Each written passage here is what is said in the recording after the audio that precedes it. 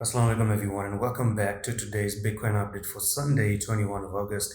And right now I'm looking at Bitcoin prices at the moment, and you can already see that Bitcoin is in trouble, too much trouble right now. And it's important to actually highlight what the hell we're about to do. So let's dive into the daily time frame right there and look at what daily time frame really looks like, right? So what I'm going to say is the following, right? So let me remove some of the gibberish drawing that I did yesterday, just like that.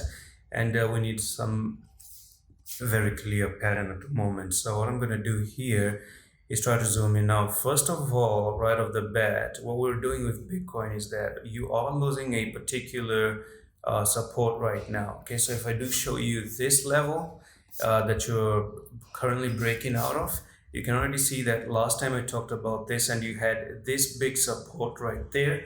The prices went beneath that support level, try to go a little bit higher to retest this level, but it actually failed the retest. So we're looking for Bitcoin to continue to drop to the downside from this particular price level right now. So that's one thing to talk about. Now the second thing is that the last time that I talked about the RSI still indicates that Bitcoin on a daily time frame is near the bottom right now, but it's still not at the bottom at the moment.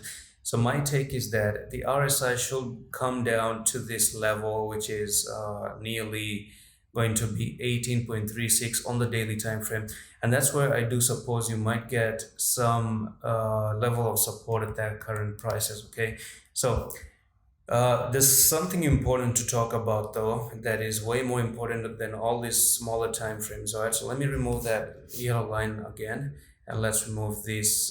By the way, if Bitcoin ever tries to go back above $25,300, then my view to the upside is going to be starting again, because that's a particular resistance that we want to break out of in there to continue the uptrend to the upside as well. Okay, now let's remove that blue line right off the bat here, and let's remove this one, and let's dive into the monthly time frame, because the monthly time frame is what really matters right now. Okay, so let's bring the monthly time frame. Okay, now if I do remove all the drawings at the moment, you see the monthly, due to the three black crows, and I told you before that I do expect Bitcoin to really drop to the downside, be it on August, be it on September. But it actually happened by the mid of the month. So the mid-month reversal happened, and now you're looking for Bitcoin to drop. And in the next 10 days, 18 hours, we start September, right? So in the next 10 days, you might come down for Bitcoin and lose this level, which is going to be $17,600.